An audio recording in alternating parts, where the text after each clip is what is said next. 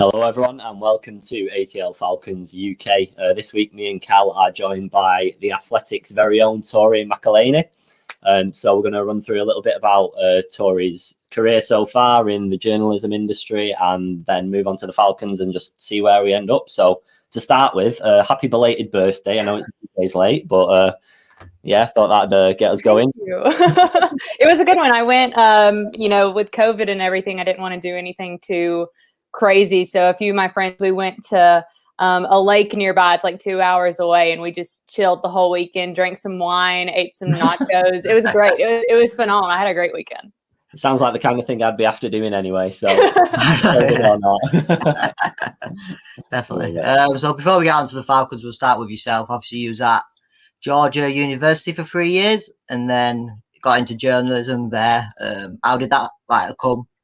Was it? So I think I heard something about your dad got you into it a bit. I think I read up on that. Yeah. So my dad was my high school's football coach for the first 17 years of my life. I didn't know anything other than going to football practice after school every day. And then when I got old enough to play, I mean, he's the dad of 3 girls. I'm the oldest of 2 other girls. And so he only had girls. And so we all were very much into sports. I mean, I played everything that I could. So if I wasn't at football practice, I was at softball, basketball, tennis, whatever, whenever. I wanted to do it all.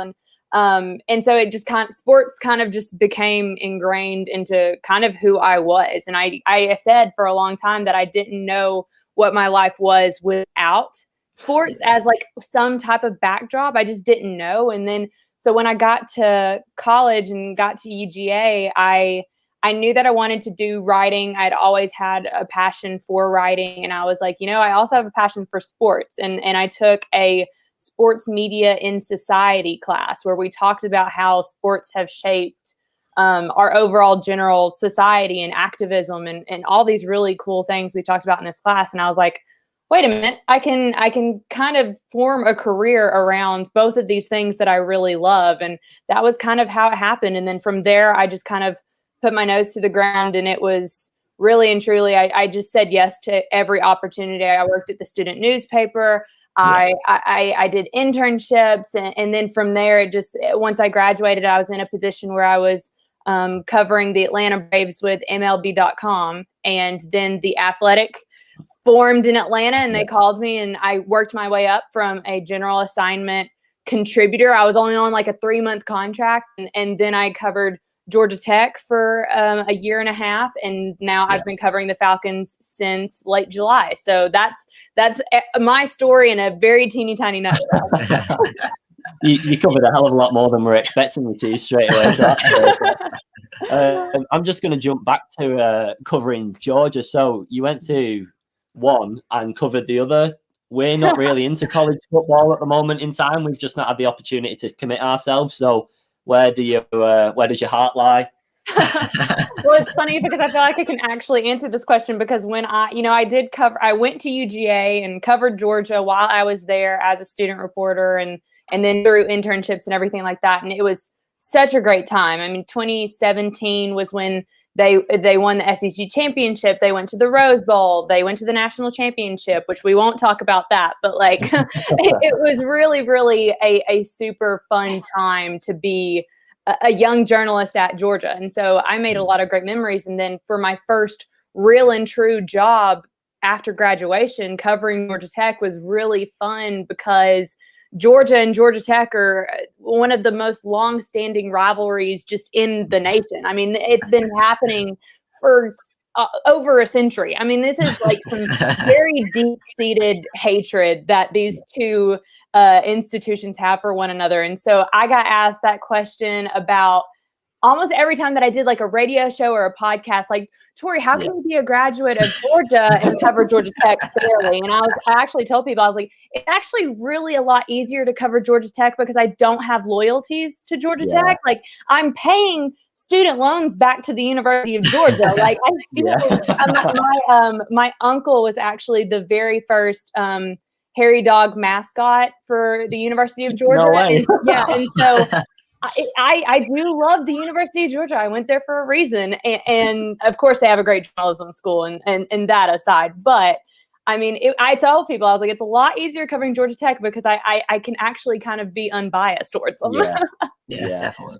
Yeah, you don't have any favorite players and people that you're always going to favor a little bit in your articles. Exactly. Yeah. I mean, anytime that you get any of the Georgia great players that I've had the chance to interview, and even some of the Braves players, I mean, there are just some people that you just remember, and a lot of my people that I remember are very much like Georgia football players. Go on, Cal. Definitely. So obviously you got the transition to obviously speaking Atlanta Falcons, from the Athletic. How did that feel, getting that chance and the opportunity? Must have been, well, you obviously still doing it, but it must have been massive at the time. Yeah, it was a huge deal, and it was not one that I was really expecting because we, everybody was hit really hard with the pandemic, as were we, and it was a situation that it was really tough for a while, just kind of looking at the landscape of sports journalism and seeing all these people laid off. And it was a tough time for sure. And so for me to kind of get promoted, if we want to use that word, like during that time, and kind of, I was really given a very short window of which I knew that I was going to be covering the Falcons. I think it was 2 weeks, like from the time that I knew it was absolutely going to happen to the time that I started training camp. And that was really tough because you're talking about how the biggest thing that I was looking at when starting to cover the NFL was how excited I was with the access that I was going to get, because you don't get the type of access covering college teams. You just don't. You don't get to go in the locker room. Everything is very much, you are set up. You're going to talk to this player on this day at this time. Right. But with the NFL, it's not like that. You can go talk to assistant coaches. You can go talk to any player you want to talk to because they have an open locker room. And so I was really looking forward to being able to do that, but can't do that in a pandemic. And so having to kind of reshape the way that I wanted to go about coverage to fit into what the rules of the pandemic were was really difficult at first. And I will say this, and I think it's really funny because in the first story that I did for the Falcons was doing a 53-man roster projection. And because I had been covering college football for so long, I was like, I couldn't even tell you who the left guard is.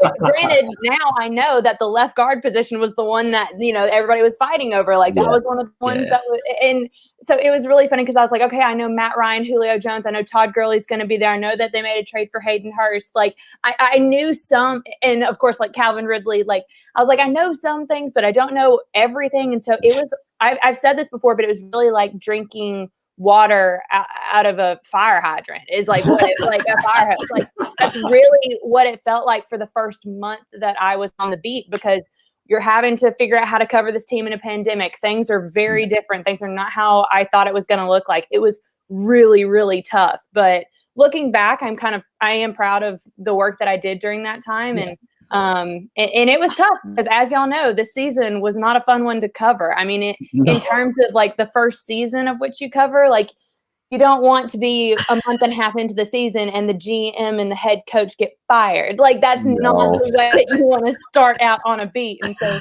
all of that it really was one of the toughest couple months that I think I have had in my career. And so I think, looking back, I'm proud of it, but I'm glad we're in a new situation because this is a lot easier. People are excited about it. I mean, really and truly, like just getting people to read about the Falcons for a little bit was tough. So I'm glad that people are now excited again about this. I was going to say I did not envy your position earlier on in the season because it was hard to be positive as a fan. So trying to put a positive spin on anything that happened throughout that first couple of months, well, the whole season, to be fair, but especially the first few months. So fair play. I could not have done well there. It was tough. I'm not going to lie. It was, I mean, at one point I literally called my editor and I was like, I don't know what people are going to want to read about this team. Like, we haven't won a game. And they were like, you just got to push through because we know like once we get to the end of the season, things will start picking back up again because they'll hire a new GM, they'll hire a new head coach. People will be excited about it again. And I was like, all right, let's just get to that point. Let's just push through and get there. Yeah. Well, it seems to be much easier for you at the moment in time because you're getting interviews all over the place and you're getting to write articles about the 157 coaches that we've hired all in one go and everything. So that it sounds like it's probably been a lot of fun compared to when you got started off. Oh, absolutely. It's really just kind of like it's a complete 180. Really, it feels that way because, and I feel that in myself too, because I know for a long time I was just kind of like, gosh, this is so tough. I feel like I'm pulling teeth trying to figure out what to write about this team.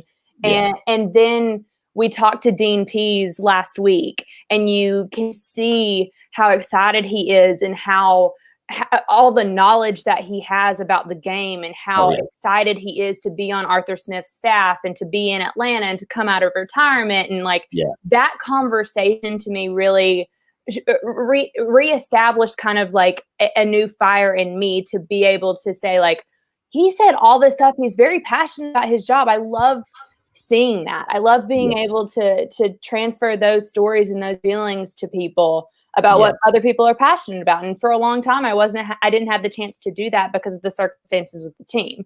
But now that's a different story. And I know, like, I think I said this on Twitter, and then I wrote it on Friday when we talked to Dean Pease. I was like, I just wrote 2,000 words, and I feel like I could write another 2,000 more. And that's what I'm going to do. Like, when I get off the call with y'all, I'm literally going to sit down and I'm going to write some more about Dean Pease because I'm that excited to write about Dean Pease. Like, so that is very much a difference in where I was maybe, let's say, October, November, versus where I am now at the very, very beginning of February. It's a very different beast that we're talking about with the Falcons right now.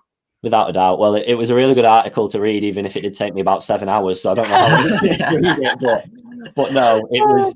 I can imagine that the amount of content that you're getting because every coach is new and everyone's like fully going for it. And like you said, because he's come out of retirement yet again, it's a brand new project. Not many things would bring him out of retirement, or anyone out of retirement for a second time. So it's definitely a good start for us. And that was going to be one of our questions, really. What was your impression of him? But you've pretty much just epitomized it in one go. So I think that was one of the best things. One of the best things about him, about when he mentioned he came out of retirement for Arthur Smith. And I think that's got a lot of the fan base like hyped again. I think that comment is like, you're coming out for a guy, you must love him, you must work so well with him to get to come out for him.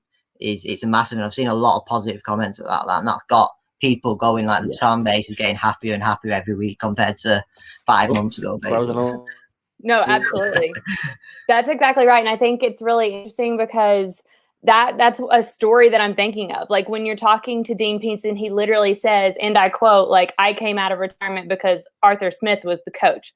I wanted to be on his staff. Like, that's a huge a plus for Arthur Smith. I think when you have someone like Dean Pease who can say that and who genuinely, you can tell, believes that. And I think that's really exciting.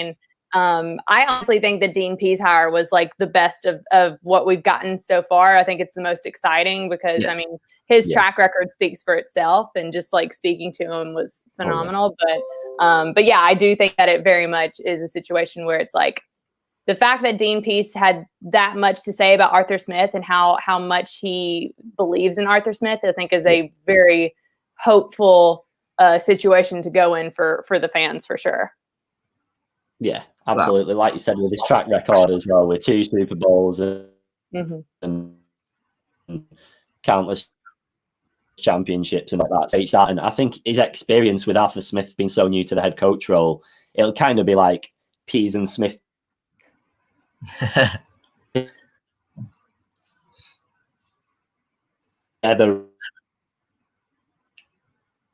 Is his connection going on? Yeah, it is. I was just about to ask. Your connection's a bit up and down, Danny. It is. I know. I've just moved then, but I'm sat where I'm always sat. So my apologies for that one. But did you actually catch that? I don't even know when I cut off. I just saw my screen go. I heard. You did like this, and then it paused, and then I didn't know. Oh no. I think he was saying something like, when them two are going to be like sort of the top dogs in it, basically, compared to obviously Dean Prees is obviously the most experienced, and he's obviously very close with Arthur Smith. It's happened again. I'm having a nightmare. I can't even see Cal now. It literally never happens at all. But yeah, my point was just that I think Pease and Smith will pretty much be aligned for the time being. Like, I think that's a huge bonus for us.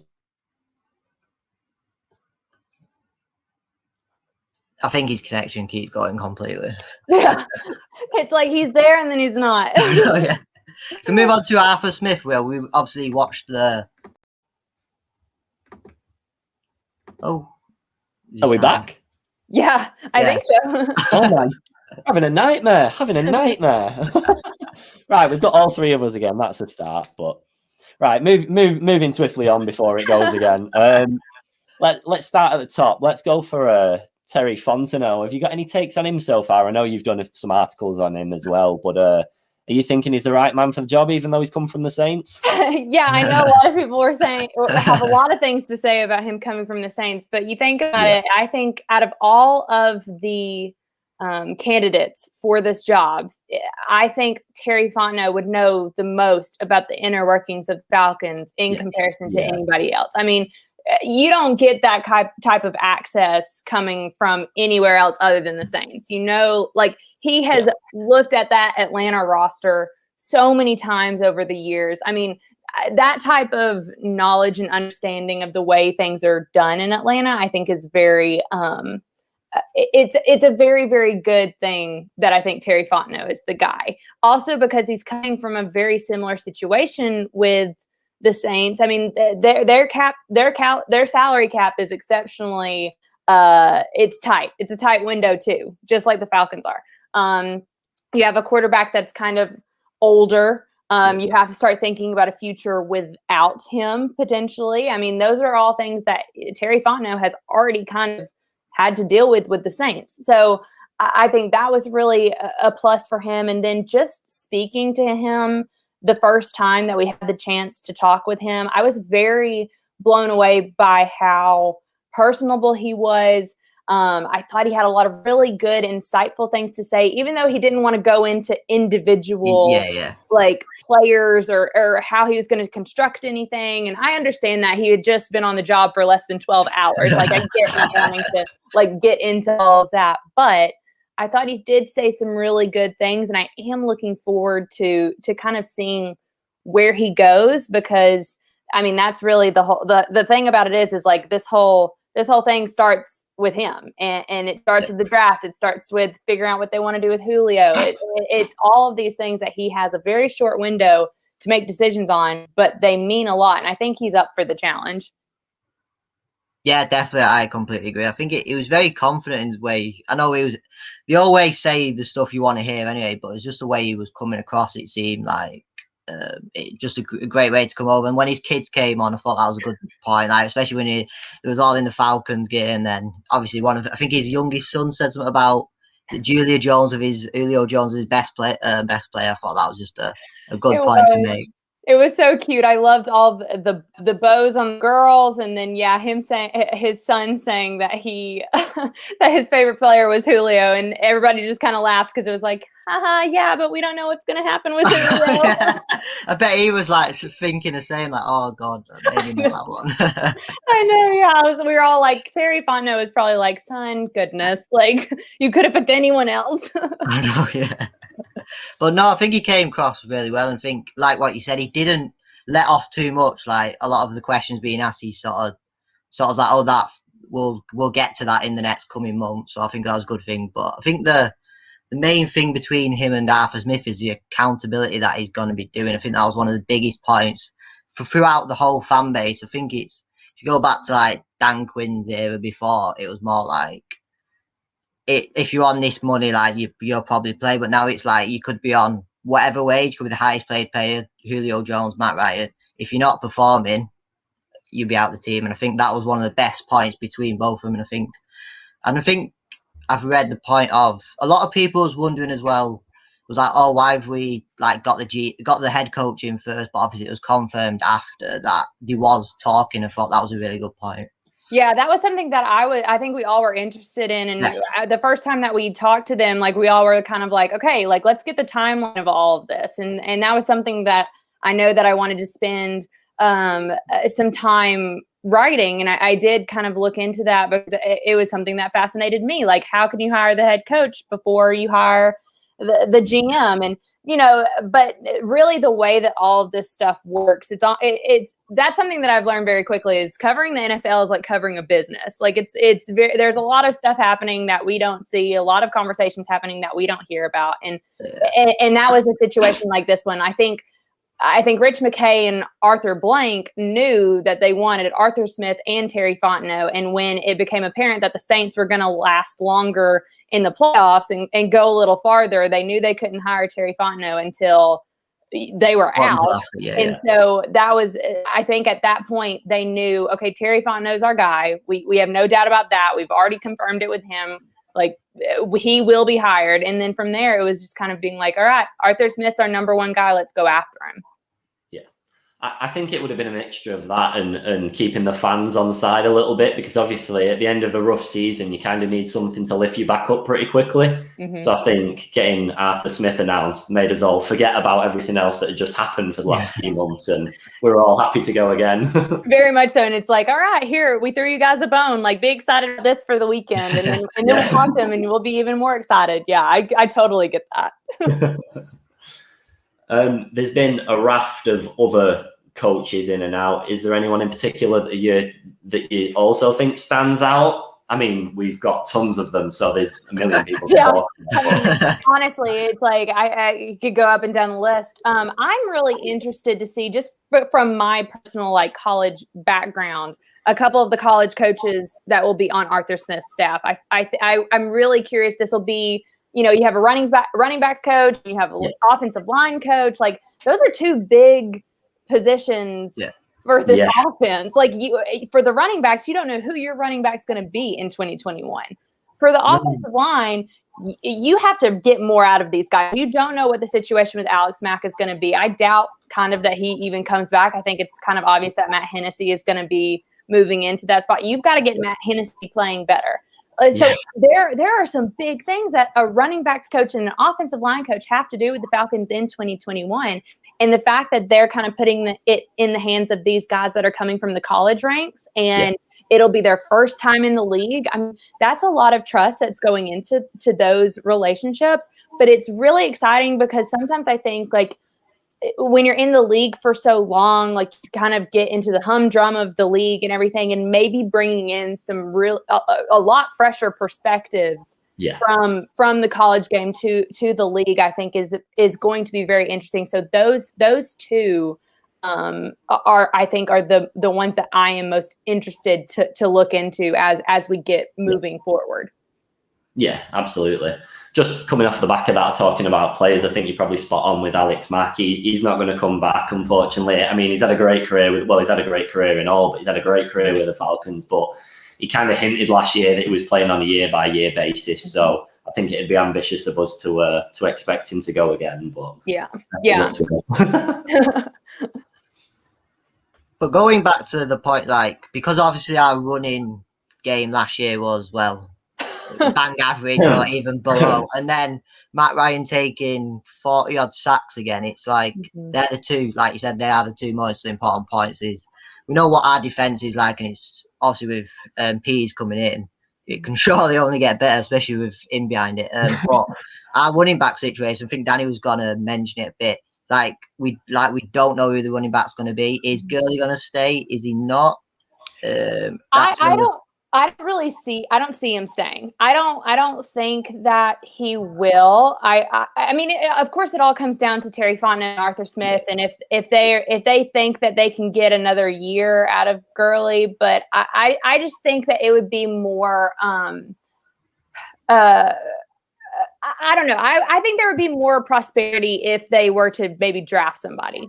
I think getting a young kid in there who and you can see, like, the younger running backs tend to do better. Like, running back isn't a position that you're going to get 10 years out of them. You're just not. No. You're lucky if you get 5.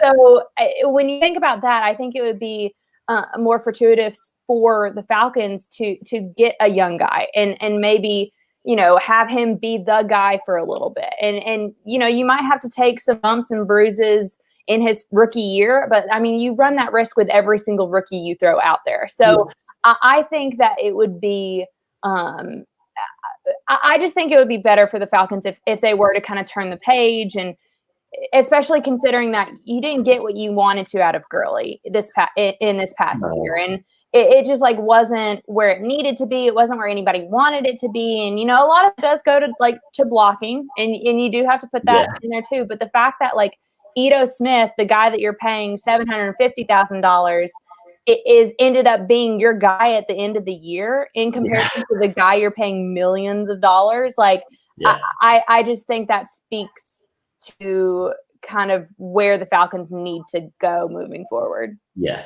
I think when I was lagging and couldn't really hear, well, I could hear, but I couldn't see, I heard Cal mention about the accountability in regards to players that aren't as highly paid still contributing pretty heavily under Smith. And I think that's that scenario there. I don't think it'll matter too much. You could get Gurley back and pay him $5 million, but when people have outperformed him, like you just said then, I don't see it myself either. The only thing I would think is looking at somebody a little bit more experienced in free agency just to tie these new lads over, because we have a decent running corps as it is. But if you bring in a free agent that's happy to sit on a low contract and just coach up the other guys and then draft someone as well, I think that's probably pretty logical at the moment in time. Yeah, I think so too. And I think it's just really what they want to do. It's really what Arthur Smith thinks that he can do with that position. I mean, you're not going to get a Derrick Henry like coming in. Like, you're just not. There's no one else like Derrick Henry. So he has that success with the run game. And a lot of that is because he put a lot on the back of Derrick Henry and it worked out. Yeah. But he understands that he has to be flexible with the Falcons because they don't have someone like that.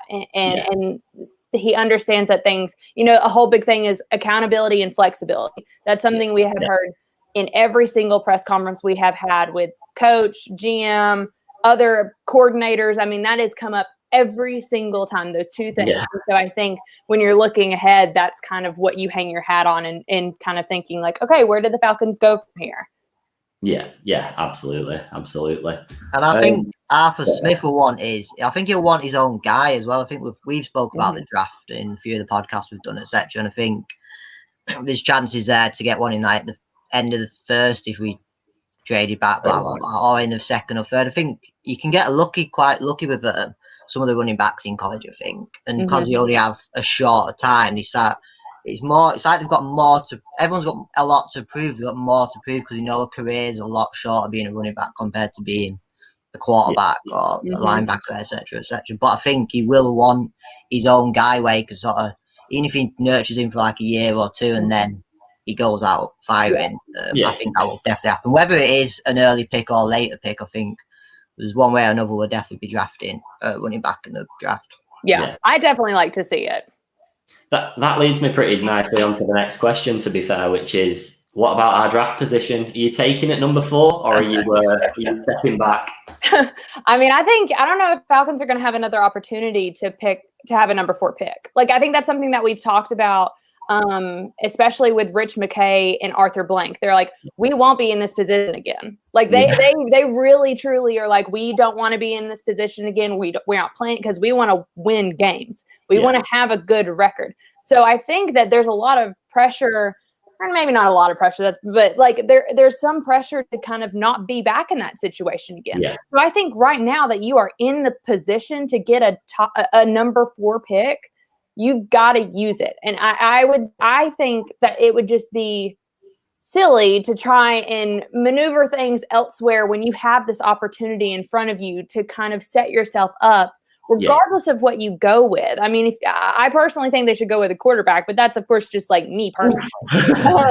But I just think like regardless of who you go with, like you can't pass up that opportunity with the number 4 pick to maybe see about something else working out. I don't know. I tend to play things safely when I'm thinking about the future of the Falcons and just different roster construction and all that kind of stuff when I'm going through it. But I mean, I wouldn't give it up. I take your point. Hopefully it's not a situation we're going to see ourselves in for the next 15, 20, ever, basically. I never want to see it again, but it's likely. And that's the only thing. I kind of see the logic in drafting a quarterback. My heart tells me no, because I want Matt Ryan to last forever, but I know that can't happen. But it would make sense to have someone sat behind him for a year, 2 years, however long they need to. The only problem is Justin Fields and people like that are that good that they're going to be willing to sit behind someone, probably because they're getting in the NFL. But it's like Tua at the minute. He's just been sat behind and he's struggled a little bit to sit and watch. And then when he has come in, he's struggled because he's not got consistent game time. So I don't know where my heart lies at the minute. But then, like, to play devil's advocate, the other side of that is like Patrick Mahomes, who who did sit, and then he's now, you know, a Super Bowl champion, and they're about to play again. Like, so I think it's always a gamble, whichever way you look at it. It always is, and I just think that you have to start planning. And I've said this a couple times, but like, you have to start planning for the days you no longer have Matt Ryan.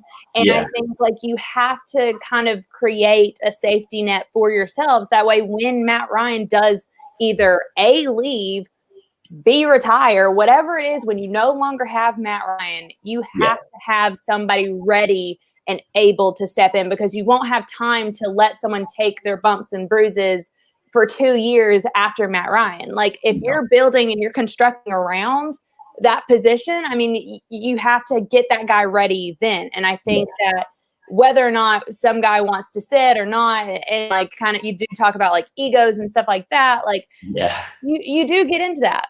But at the end of the day, you're getting paid millions of dollars. Like, if you get paid millions of dollars, like, go sit and learn for a year or 2 years, get as good as you possibly can be. That way, when it's your time to take over, you shine. Like, I'm not really, like, maybe this is the coach's daughter, like, coming out in me, but like, you have a job to do, like, go do it. Like, if it means sitting on your butt and watching film after film after film and breaking down tape after tape after tape, do it. Do it for a year, do it for 2 years, and get it done, so that when it's your time, you can go play well and you can take over this team. So that's just to play devil's advocate. Like, that's my 2 cents on it. It does make sense though, because on the other side, the Falcons fans are not the most forgiving fans in the world, to be completely honest. So if we did bring someone in and throw them right in the deep end, then they're not going to get much love unless they hit the ground running. So if they sat there and just have a few snaps in the fourth quarters in games we're winning, or just sit and learn the trade a little bit, we might have grown a little bit of love for them by then. So when they do start playing, you're a little bit more lenient with like how they are.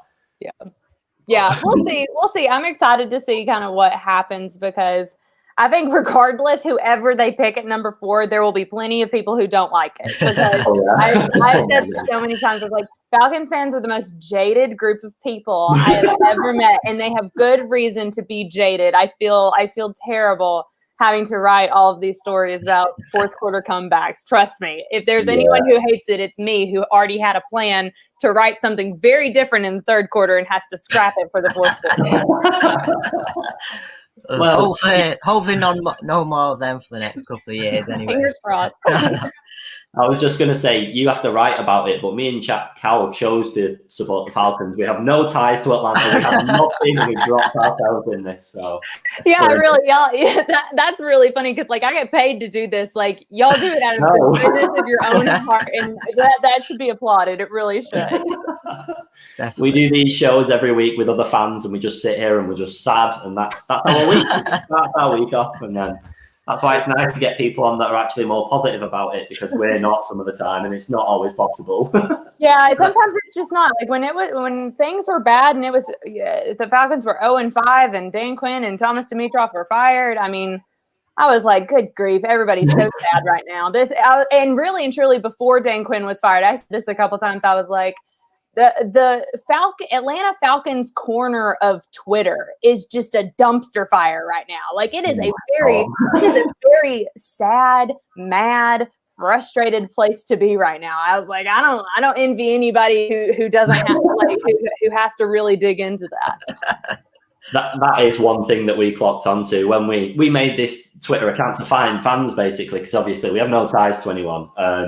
And our first month or so, the negativity, we were like, what have we done? Should we just change the team? We could turn back. We've still got a chance. But to be fair, when you find the right people, which we have now, there is a lot of positivity in there as well. You're just always going to be split down the middle, aren't you? So try and stick to the people that try and match us a little bit. I think we've had a positive. I think January's been our most positive month in the last 7 months, so it's quite it's a good new start, new year. So yeah, I know, like people. Every show we've done has been very positive, so we're trying to keep that trend for now. Exactly, I know, like everything that I wrote in like November compared to what I wrote in January, it's like a lot more people are excited about it. We have this like little metric on our stories that it's like you get to rate what you think the story is. Like, so it's like a man, like an awesome, and gosh, it was that matrix for me in like November was terrible. And I was so discouraged by it. I was like, why are people hating on what I'm writing? And my friend Nicole and Grace, Nicole is our college football national writer, Nicole Auerbach, and then Grace Rayner covers Clemson for us, and they're two of my best friends. And I was like, I don't understand. Like, people hate what I'm writing, and they're like, "No, Tori, it's not you. They hate the Falcons. Like, they hate what you're writing about. They don't hate how you're doing the job." And I was like, okay, that makes sense. But now the numbers are a lot better because people are now excited about what's happening. Oh yeah, absolutely. I mean, it's a long off season to build up to, but I'm sure you'll find plenty of time to fill it. There's going to be a lot going on, especially with free agency now. So I'm sure you'll have more to write about as time goes on. Have you got any more interviews lined up with any of the coaches or anything yet, or is that like an improv sort of scenario with them all? So we'll probably get every single position coach at some point, I think, this month. I would hope that we would get to an introductory press conference with every single position coach. Because otherwise, we don't get a chance to talk to them. Like, I mean, of course, like we can get their numbers and talk to them, but like that can't be on the record. Like we need the opportunity as the media to be able to talk to these guys and to be able to give all of you guys information about them from their own perspective. So I think that I'm really hoping that we get the chance to talk to all of these position coaches. And I think that we will. I think the Falcons understand the situation with the pandemic. They understand that we need access to these guys, especially once they get settled in and they have things that they can talk about. And so I'm hopeful that really soon we'll be able to talk to all of them. I think they'll want the positivity to carry on as long as they can as well. Because I think obviously after last year they won. If it's positive, like listening to Pease and Arthur Smith, but all these other coaches that some know a lot about, some might not. But if it's to get the fans behind them again, to get them hyped up again, I think that's the positive, and I think that's what the Falcons will want. Yeah, absolutely. You want good press, and we're willing to give it to you right now because people are excited about it. So that's all that matters. Just moving on to that. But yeah, I was just going to say just a bit of a compliment to yourself in your writing so far, because obviously since we knew we were able to get you on, which was great, I've signed up and everything because I'm a nerd like that. Good. But probably my favourite article, weirdly enough, wasn't actually one of the ones that you wrote about the Falcons. It was the one that you wrote about yourself joining the Athletic, even though it was 632 days late or something like that. You said. Oh my gosh, thank you. I think we both read it this morning, didn't we? We thought, we'll both read it this morning. It's just such an easy read. I thought you'd learn a lot about you. Thank you. That means a lot to me because I know I didn't get one. I didn't get a why I joined the Athletic when I actually joined the Athletic, which was July, or technically August of 2018. I was a few months post grad, and so I never got to do that. It was just kind of I was here and no one really knew. They knew that I was here, but they didn't really know who I was. And so to be able to finally get to do one for getting the Falcons job, I was very excited about it. So thank you. I really appreciate that, because that was something that meant a lot to me to finally get to be able to even write that. I suppose in a weird way, it was probably better to write it after you've already been there for a while, because at that point, people are like, oh yeah, I know Tori, that's fine. She's been writing all these. Yeah, I follow her on Twitter. It's fine. No, you're right. I was maybe people because people don't. That's the thing is, I think a lot of times in our jobs, people, we spend so much time talking about other people that people don't really know the people who's actually giving them their information. And so the fact that we can sometimes at The Athletic kind of break down that fourth wall and just kind of like talk in first person a little bit, and kind of, because I know one of my favorite things to do was, I don't know if y'all saw this, but every single Monday I would always do a like from the notebook. And it was always like, I have my notebook right here, but like I literally would go through and I would just write down random thoughts that I'm thinking like during a game. Like literally, they are the most random things that you will see. And I will go back through on Monday morning and I will pull like a few different things that I have just like jotted down, and I'll write off of that. And it's my favorite thing to do during the season, because I think people get a little bit into my head when I'm like watching a game. I think people enjoy that. I know I enjoy giving that to people, and kind of just seeing how I work and how I look at things. And I think that is always super fun to do. It's one of my favorite things that I get to do like during the season, when I do get to break down that wall and kind of just be like, all right, here's what I thought. What did y'all think? Like type of thing.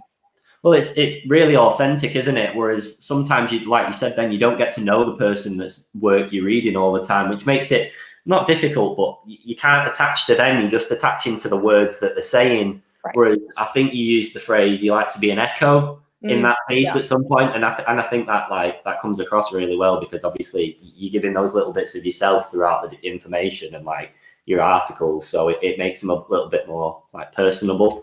Yeah. It'll be much better. Yeah, well, thank you for that. That means a lot, because that's what I always want to make sure that my voice is in it. Like I remember I used to have, and I won't say the publication, but like I used to have an editor that would edit out like my voice, and it would be very like, here's what happened and here's why that mattered and all that. But I love being able to write in my voice. Like I'm a little sarcastic. Like I like being able to, Jeff Schultz, who's our columnist in Atlanta, he said, I'm a little, he's like, she's like sugar. He was like, she's so sweet and nice, but she also has a tad bit of like cynicism in there. Like she doesn't like, she's not like happy all the time. So I like throwing in those little pieces of like my voice into what I'm writing, because I think it just makes it, you know, that a breathing person is sitting there putting a lot of time and effort into what you're reading. And I think that means something for people who read, because I know it means something for me. Like when I read a very,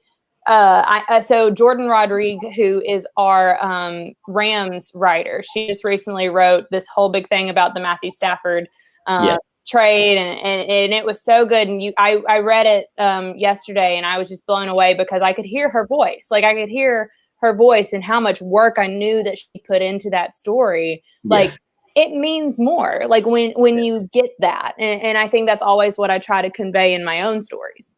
Yeah, it's not just a job, is it? It's a lifestyle. You're literally living this every day, because your job's very unconventional compared to most people. We go to work at this time and we get back at this time, and once we're home, it doesn't matter anymore. Whereas news can happen constantly. You could get an opportunity at any point. So it's a completely different. Yeah. Like, you're living it. We're just dealing with it. Yeah. I mean, there are sometimes that I get really frustrated with that, because I know I joke around all the time about the different places that I have filed stories from. I've literally filed stories on the side of the road. I had to pull over and file a story. I had to, in a McDonald's in like Winder, Georgia. I went to Chateau Elan, which is a winery in Georgia, for my sister's 21st birthday. And it was the day that Arthur Smith was hired. So I'm sitting there in the winery, like doing up my story that I did with Joe Rexroad. Like, I mean, on a plane, I mean, it's all the time. So you take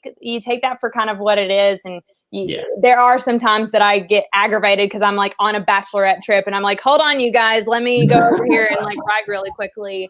And so I do, sometimes I don't like that.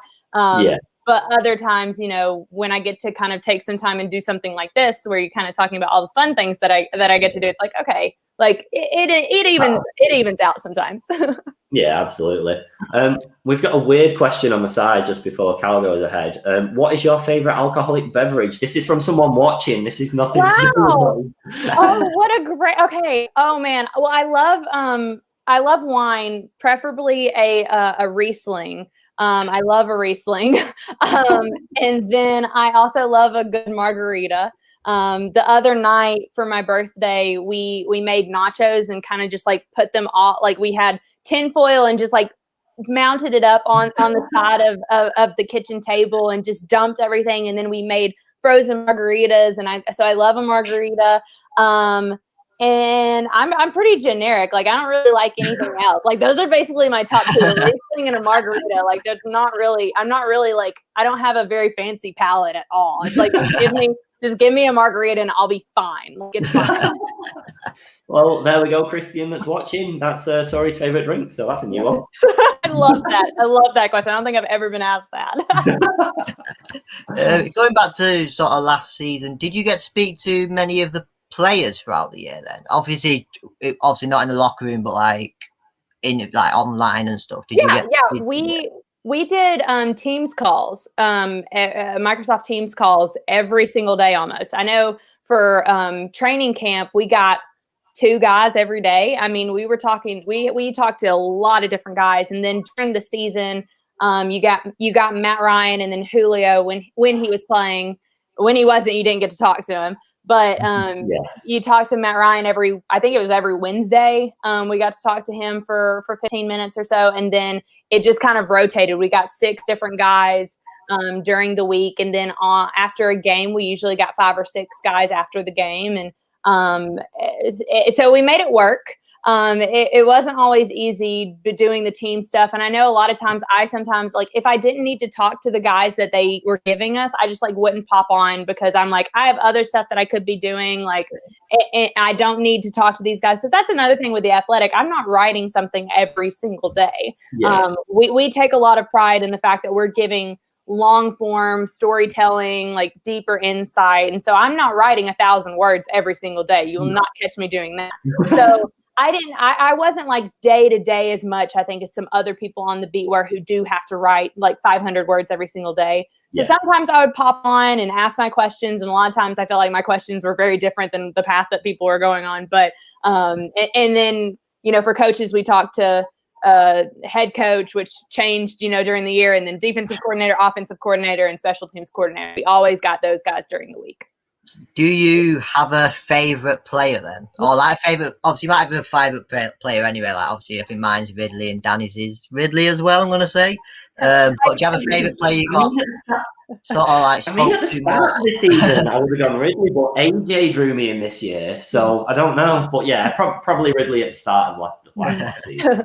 I think my favorite players to talk to, of course, like Calvin Ridley's up there. I will never forget the first time that I got to talk to Calvin Ridley. Like, it was training camp, one of the first weeks of training camp, and he comes in and he was like a breath of fresh air, like, because he was so excited to be there. You could just tell he was very like.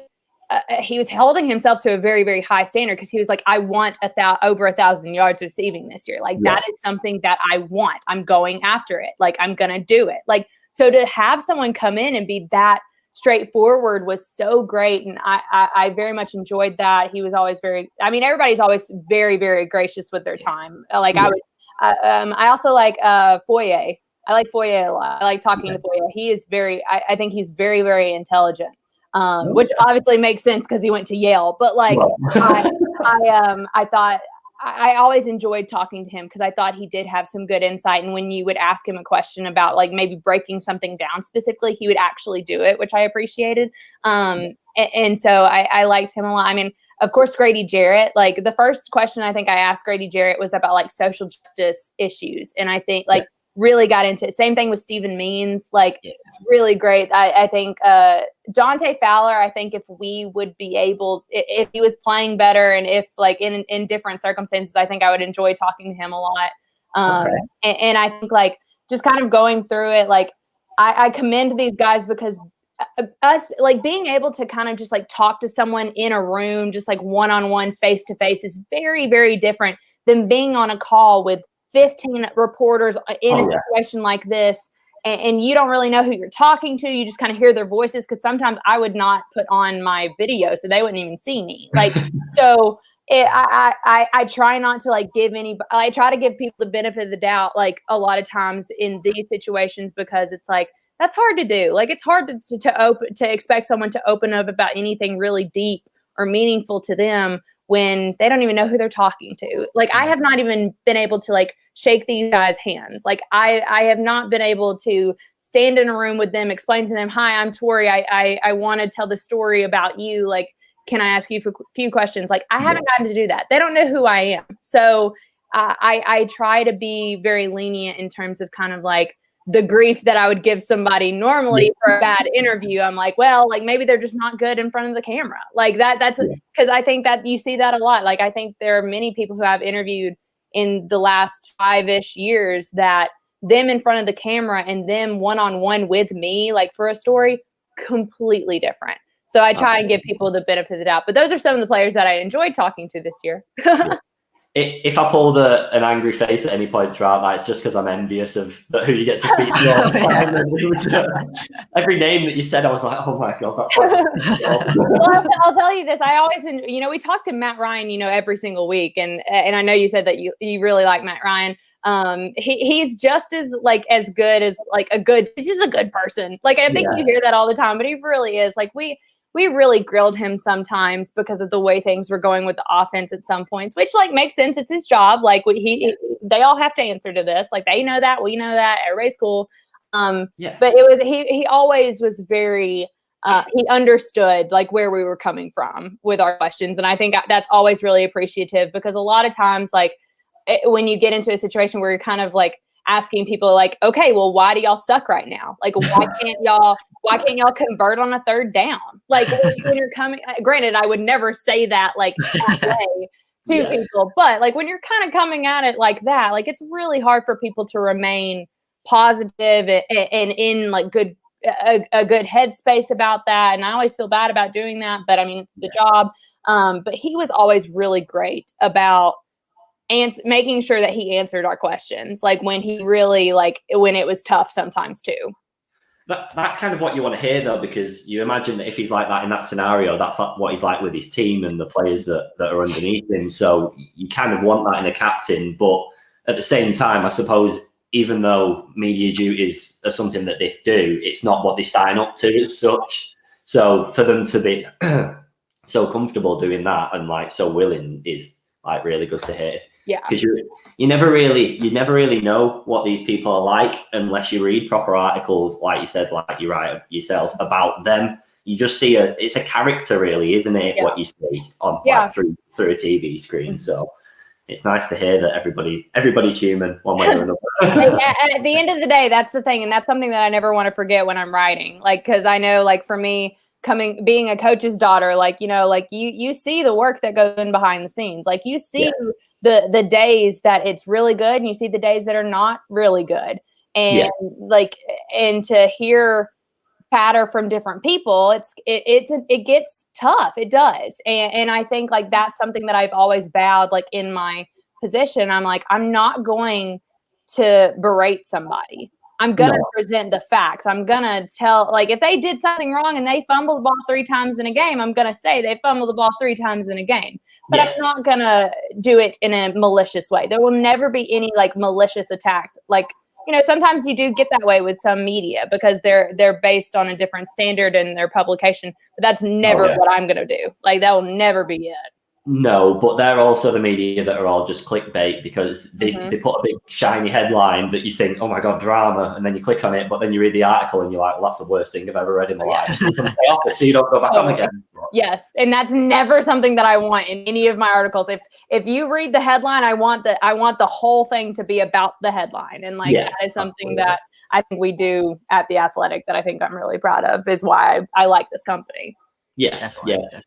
To move on to one thing about obviously the Falcons were meant to come over to London last year. I know. So I don't know what I can't see it happening this year with obviously the pandemic still sort of being in the middle of what it is. But if the Falcons do come over, would you be coming over with them? I'd hope so. I would love, because that was something that I think I tweeted one time. I was like, I just remember that the Falcons were supposed to play in London this year. Thanks, COVID. Like I was, because I've never traveled internationally. I don't have a passport. Like I've literally been in like Georgia my entire life, and like granted, I've gone to like different places in the United States, but like literally, I would love to come over there and like be able to cover a game, and I would probably stay for like a whole entire week just to kind of get a like short vacation in to really make it worth. But like I know I'm sure the company would foot the hell, or at least a little bit foot the bill for me to go over to cover that game if and when it ever happens. And I hope it does happen, because I was so looking forward to it, and then the pandemic and sadness. But like it's fine. I've made my peace with it. It's fine. I'll get over there one day. It's a bit similar to what's coming in. But we've not seen the Falcons live yet, so I don't know. Go on, Danny. I mean, we're the same, but the opposite way. We're looking at coming over to Atlanta at some point. Well, we were hoping it'd be within the next few years, as in this year or next. But obviously, everything's gone backwards, so we don't really know. And especially with like this stadium not being normal capacities in every place, and each team having different rules and stuff. So we'd rather come over when we can actually like live it how you're meant to do it, I suppose. Yeah. Like it's like doing the whole package in it, like the stadium being full, doing the outside, the tailgate, all the city being open up, etc. But hopefully next year or the year after. But if the Falcons come over in the next 2 years, I'll take that for now anyway. yeah, exactly. No, if you come over, you want to do it right. Like that's the thing. Like that's what I said. I was like, because I've really wanted to travel recently, because I was so busy with like work in college that I never like even traveled in college, and when I think a lot of people did. And so I'm like, all right, like when I get my vacation time, when there's no longer a pandemic, I'm going to do it right. Like I'm actually so I think like kudos to y'all for wanting to do it right too, because I think you deserve that, to be able to kind of just see it all and do it all. Yeah, exactly. And I mean, because we do these shows, and we've had a few ex-players and things like that, we've had quite a few offers, which are quite amazing, really, just to meet up with people and things like that. So I wouldn't want to put anyone out of the way more than they already are, just by making it a difficult time. So, but we're excited. We'll keep on it. We'll keep waiting. Definitely.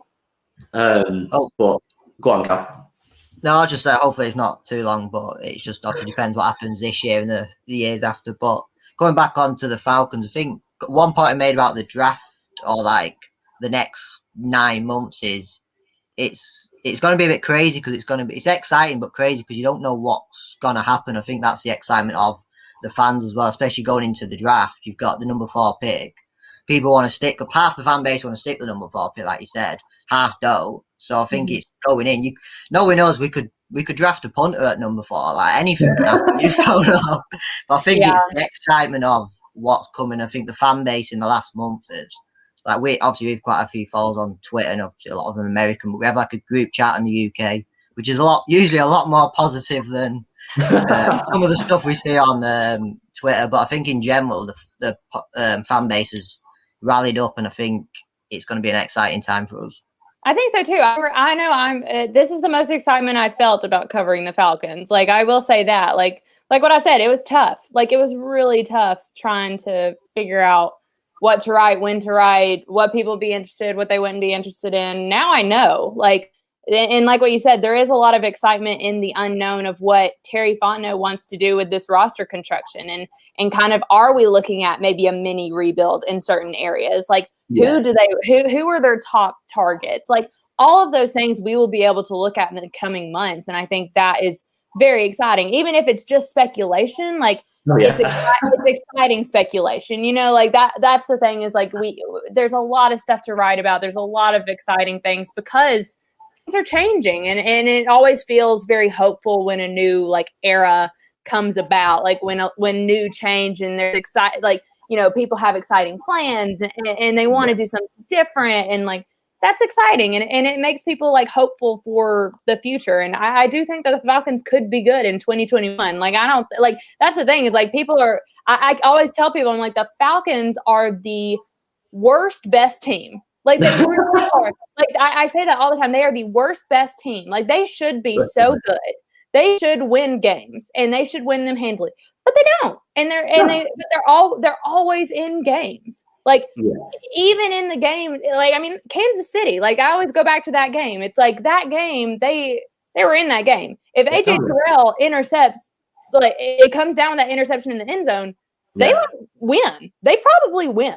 And so I think like the Falcons should be good in 2021. I don't think we're looking at a situation where this is going to be like a huge rebuild and they're going to take their hits in 2021 and 2022. They try and rebuild or anything. I think the Falcons will be okay in 2021. I think they're going to win some games. And I think that is exciting to know that even with all these changes that the Falcons are still going to be in contention a little bit. Yeah. Absolutely. Well, I'm going to take your word for it, so you're held accountable if anything goes wrong. Go ahead, do it. To be fair, us having a poor season's kind of been good for me in a weird way because my expectations of last season were about a 10-6, give or take. Whereas with us finishing 4-12, I'm pretty low ball in it now. Like I take half wins, half losses. I'm fine on an 8-8 or something. Well, another one now as well, isn't there? But I'm fine with something like that, so I'll take it. But I think we'll wrap the show. We won't take any more of your time up. It's been amazing to have you on, and obviously I'm pretty sure everybody's enjoyed it. There is some comments and stuff like that, but I think the alcohol one was the best one we could pick out. I'm so glad that was the one y'all decided to pick out because that was a fun one for sure. I wish I had better taste in alcohol, but that probably says a lot more about me than anything else. I love it. So we'll wrap short. We'll go off live and then we'll just have a quick say thank you off camera and everything like that. But thank you everyone for watching. It's been a pleasure, and hopefully at some point we can get Tori back on and as the season goes on and see what's going on then. So thank you all for watching. Thank you. Hi, thank you. Cheers.